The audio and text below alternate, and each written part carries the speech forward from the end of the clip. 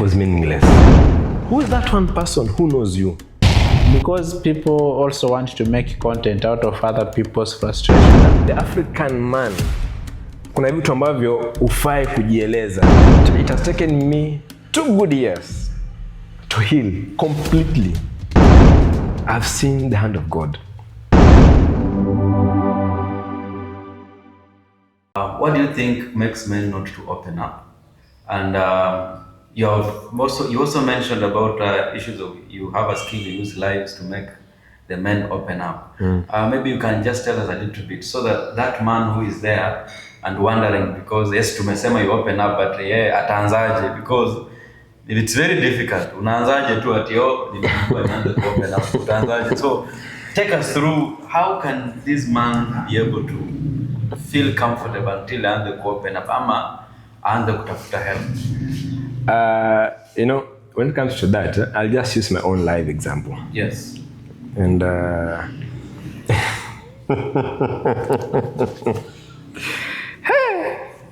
hapo umeguza mlima. Umeguza mlima. Umeshaguza mlima. Umeguza mlima. Na sitasema one time. Hi cousin.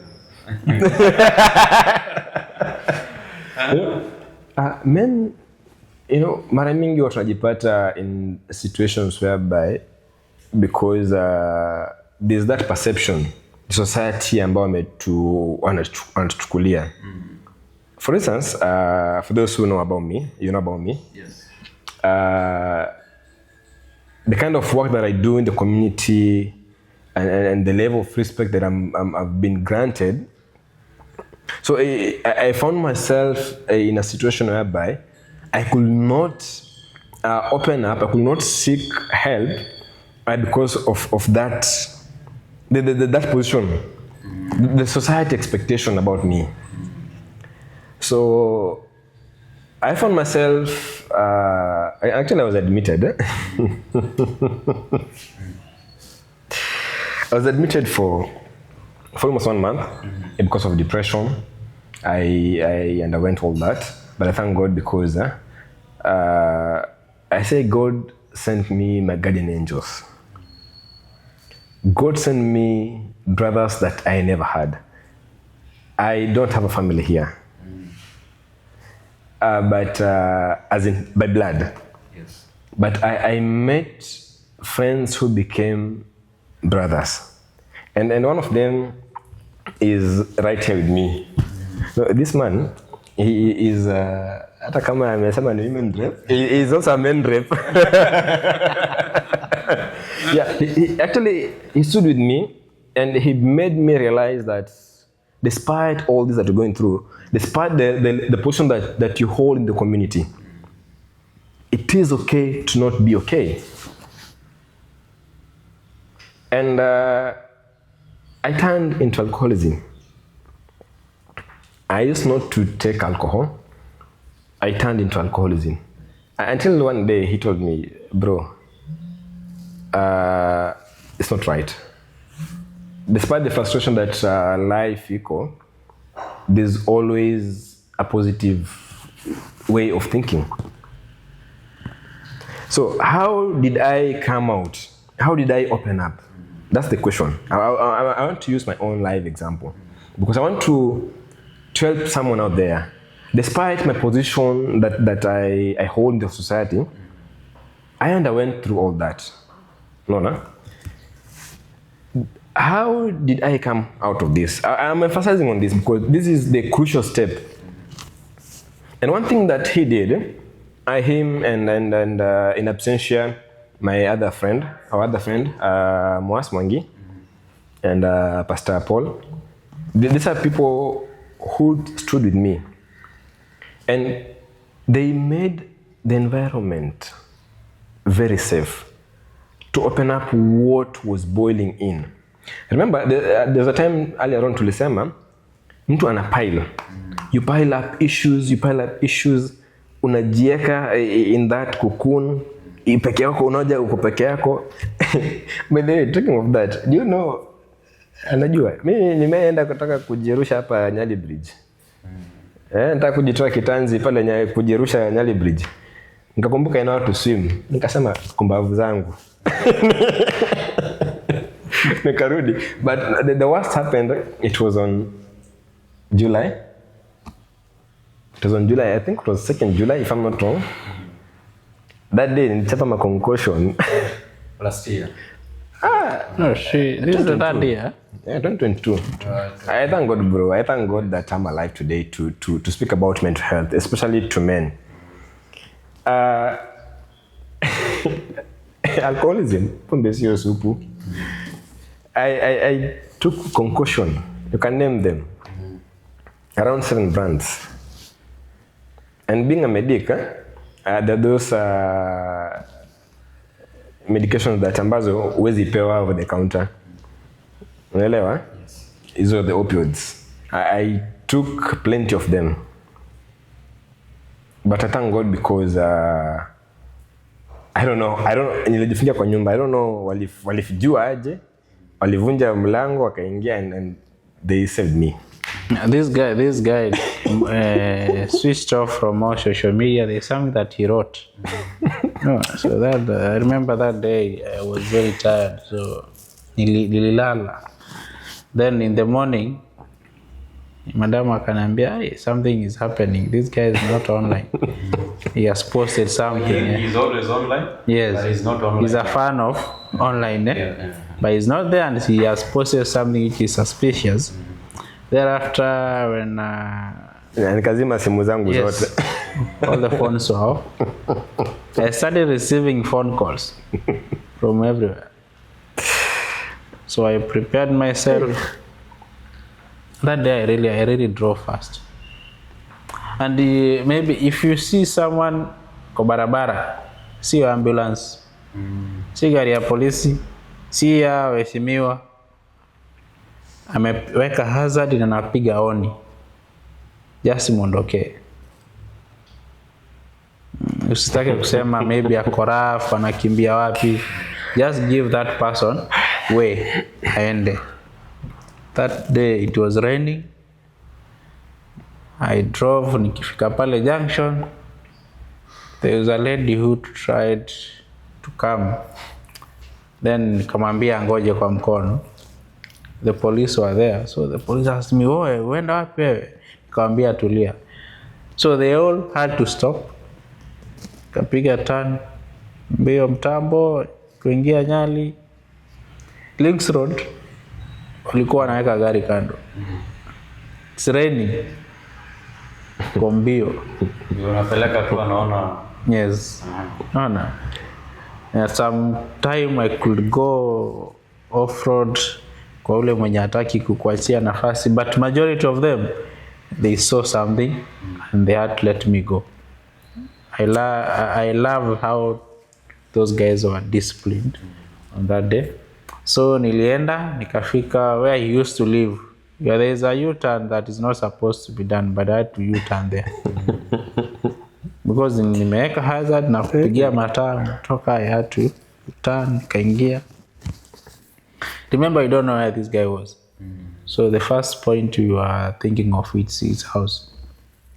Nafika huko kumefungwa. Do you know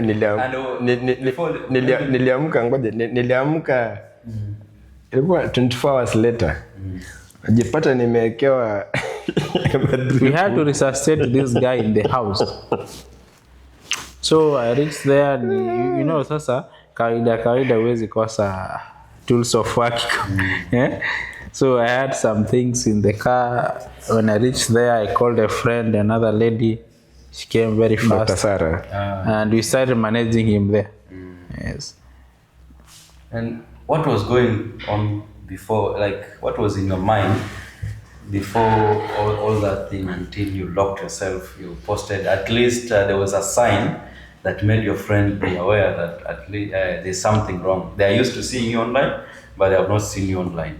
That was a sign. There was you could spot that. But what was going on through your mind during that time? Life was meaningless. Because the efforts that you know, the work that we've done. Yes. And despite all the effort that we've done, I remember during COVID, I was among the frontliners, and they even featured in the national television.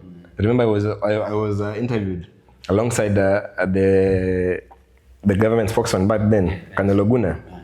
You know, there are a lot of things that came to my mind. Despite all this, and shit has happened, and life has just turned upside down. Remember, in a way, I'm the breadwinner. I was the breadwinner nyumbani, in a way. So this has happened, and I've just gotten a son, as in, dunia flip. And I felt that no one is caring, or no one is concerned. That's why I said, at the end of the day, if my absence, all these sufferings, all these frustrations, zitaisha. And I decided to do that. But I thank God because, just as you said, there's something that will not trigger. I'm one person I was in social media. I used to post about, actually I didn't post about me. It's about the community work that we're doing. I used to champion about all this. So when I did all this, I shut down everything. I think that's when they said, bro, thank you so much. You're one person that maua yako kila siku. Kofia na kuvulia, ni sijavalia kofia sahi. But in my heart, thank you, bro. Hata mimi nakuvulia because there are very few who can spot that difference. Yeah. And we're talking about opening up. So how did I, after all this, how did I open up to him and akina Mwangi, Pastor Paul, and Dr. Sarah about, actually they didn't know about what was happening. I'm one person because, as I said earlier on, there's that societal expectation of me. So I just kept it to myself. I struggled. I did all that. So after all this, after now, him creating a safe space, after him validating, and how do you validate? Validating is just about kujulisha, this has happened, yes. But this is not the end. This is a tomorrow. Giving hope. Being empathetic. No. By creating that space, nikafeel, yale mawazo yangu ambayo nilikuwa nadhania hakuna mtu ambaye ananijali, kumbe kuna mtu ananijali. So from there, it has been a journey, by the way. Actually, it has taken me 2 good years to heal completely. The worst part is I went into alcoholism, but I thank God through him, through some other friends, through my family, my big brother. I discussed about this to him, and it has been a journey. Remember, many men, we fail to open up. We end up into alcoholism. And in alcoholism, unafikiria inakupunguza mawazo. But ukiamka asubuhi, unapata ni ile. So what happens? Kama umezoea kunywa glass moja, kesho utafanya nini? Utakunywa mzinga. Ndio ile mawazo, the duration iweze kupungua. Anyway, what's it done? We need to create safe spaces among ourselves with regards to mental health. We need to make sure, if I come to you as a brother, I will not be judgmental. That's first thing. I will not be judgmental, and I will not inflict pain to you. Remember, you are going through pain. So I will not try to inflict pain to you. And how will I inflict pain to you? No, there's some, I should call them dark jokes. No. These dark jokes, ambazo Yesu zako tunacheka, but at the end of the day ndakumbuka, ameniambia nini huyu? Yaani baada ya kumweleza hii yote, anaweza kufanya ile ananikejeli. Unaelewa? So by us not doing those dark jokes, and making sure that we make this our brother sin by kuweza kumwonyesha there's a positive way of living. But first things first is creating safe spot. Creating that safe environment whereby we can come, tuweza kula nyama, but katika ile hali ya kula nyama, bro, are you okay? From there we start that conversation. For me, I think that is the most important thing that we can do as men. We be our brother's keeper. Tusingoje usaidizi utoke kule nje. Tusingoje usaidizi utoke kwa NGOs, kwa groups, kwa serikali. No, it is us. I noticed. And remember, I'll ask our viewers, hata nyinyi, who is that one person who knows you? That in case of anything that happens, he'll be atakuwa wa kwanza kupick. That's a very important question. Yeah. Who is that one person that knows you and can be able to pick? Because we might have people around us. You might have even friends, others on social media nowadays. How many friends do you have? 1,000. But who can step up? That is where now the difference comes. Sure. Others, they just want to enjoy what you are posting, and then they criticize, they say a lot about it, but they don't mind creating that safe space the way you have mentioned. And I think what Daktari did is one of the rarest, something that is very hard for people to do, because creating that safe space is very hard. You can say, for everyone, if you ask them, how are you, they will always say, I'm okay. Because of the space there, the space you have created. Yeah. So it is a very hard situation that most men undergo, and you are lucky to be alive to tell the story and to encourage other men who are out there, who are feeling like there's no one who cares. Like now, I'm imagining at least there was someone who was able to note that. That man who is sitting there at home, just seated, he has no one. What word of encouragement can you be able to give? To my brothers, I'll say this, and I actually say, first, be your own friend. If you are your own friend, the things that you will want to do to your friend, utajifanyia. Be you, do you, love yourself first. Secondly, forgive yourself. Despite life frustrations, despite whatever comes your way, forgive yourself. It is not your fault to be in that situation. Maybe hata kama ni your fault. The first thing, forgive yourself. And of course, put God first. For me, actually, all these scenarios, they made me to be closer to the Almighty. I'm not that religious, by the way, but I'm one person that I've seen the hand of God. So, my brothers out there who are going through mental health issues, who are going through life frustrations, let us come together. I am here, I am alive to give a story that I overcame depression. You too, you can overcome depression. Not all people who can be able to know there's a difference in this friend of mine. So what was going through your mind, and how do you encourage people to look out to others? Because mimi naweza kuwa na wewe lakini I'm not so much keen, or I don't know how to read the signs. So what are some of the things you can tell someone, even if he's your friend, but if you see 1, 2, 3, you need to probe further, or you need to take action?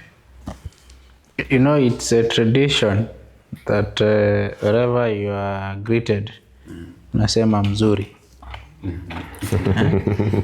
Even if when unajua hali si hali, you are brought up kusema mzuri. But I don't know why is it so hard not to say sio mzuri. Maybe unaweza sema mzuri lakini then utajua something is happening. Okay? But now, most of the time, if you are, for us medics, when a patient or a client enters into the door, that's where we start managing this patient before even listening to you. Okay, that's how we are trained.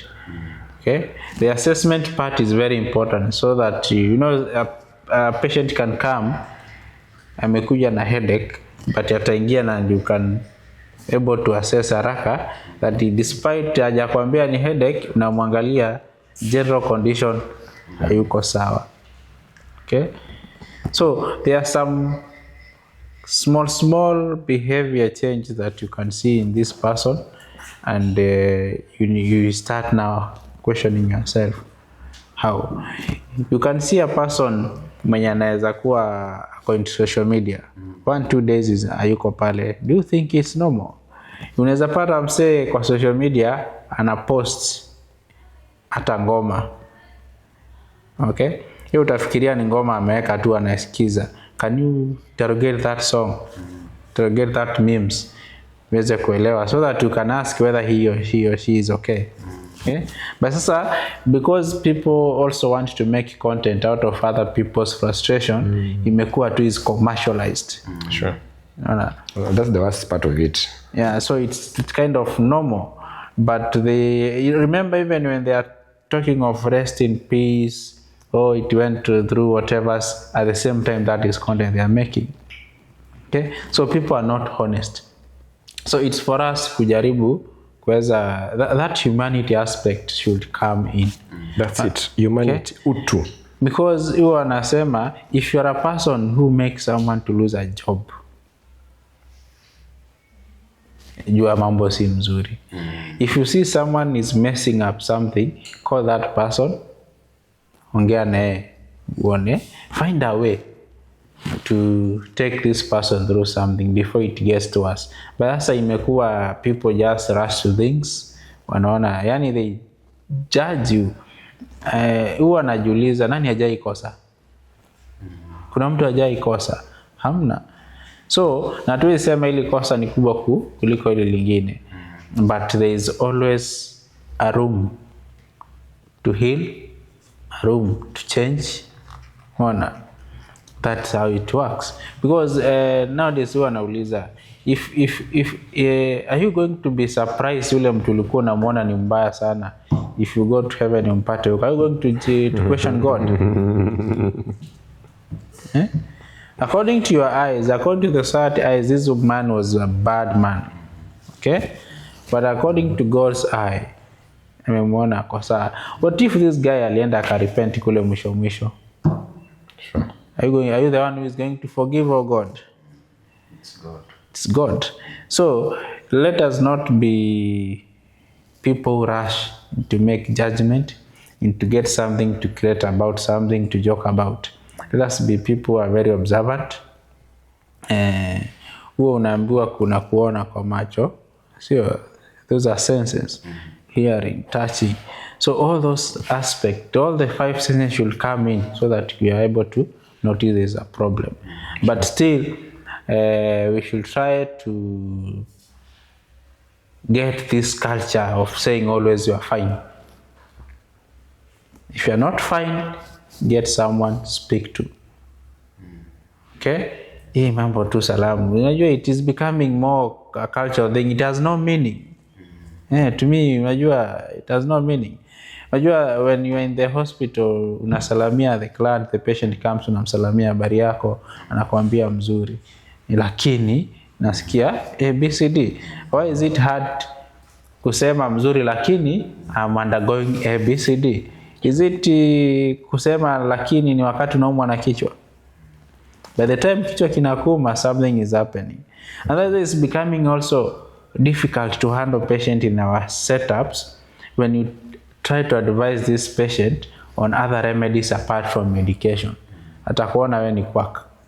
Ataenda to the next clinician, ya maende kwa chemist, anunue dawa, blah blah. But remember, you will manage the symptoms, but you have not treated the cause. Sure. So the issue of mental health displays itself in different ways. We cannot talk of a specific ways of how it presents, and they will keep on changing Okay, so it's all about us, you and me, kuangalia usirushe mkono. That is powerful. We have only touched a tip of this iceberg because there's a lot we have not talked about. I encourage you to subscribe, support us because there's a lot that is happening, and so many men have kept it, and so many of them have lost their dreams and they have been buried with their dreams. I just want him to, maybe as we wrap it up, just give a message to the viewers. What one thing do you want them to know from the whole discussion we've had today? Thank you so much. One thing that, the two things that I want us to know. Yes. 3 things, by the way. One, Uzima Wellness Podcast.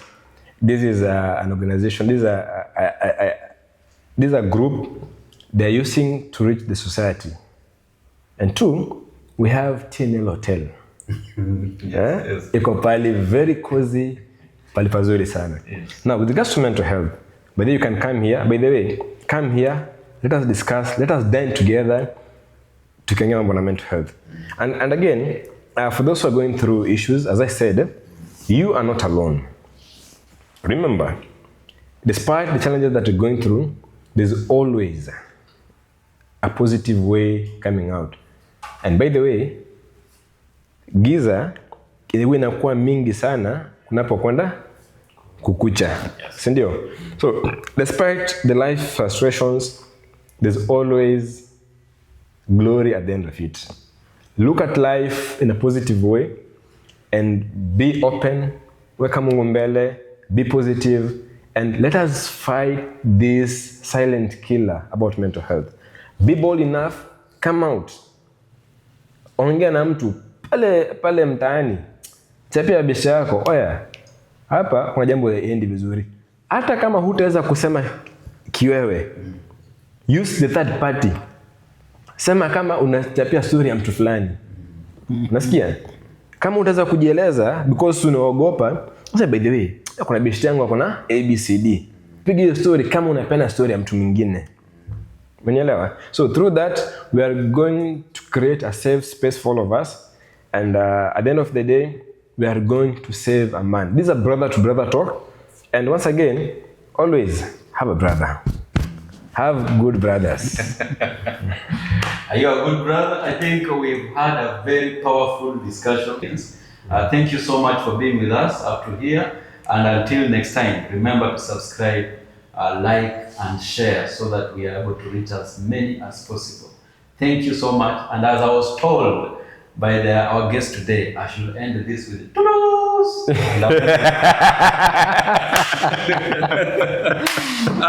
Toodles. Thank you so much. Toodles.